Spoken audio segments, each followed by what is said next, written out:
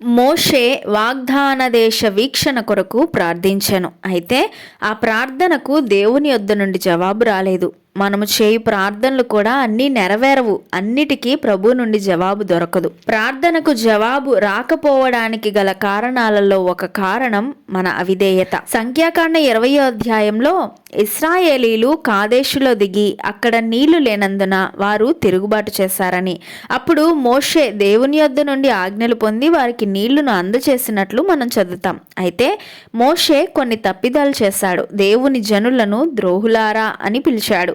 బండతో మాట్లాడమంటే బండను కొట్టాడు. వారు తమ్మును తాము హెచ్చించుకున్నారు. ఈ విషయంలో దేవుని నమ్ముకొనకపోతిరి. నాయకుడైన మోషే దేవుని మాట వినక దేవునిపై తిరుగుబాటు చేశాడు. మోషే అవిధేయత, అపనమ్మకం, తిరుగుబాటు వలన అతని ప్రార్థన నెరవేరలేదు. కానాను దేశం చేరలేకపోయాడు.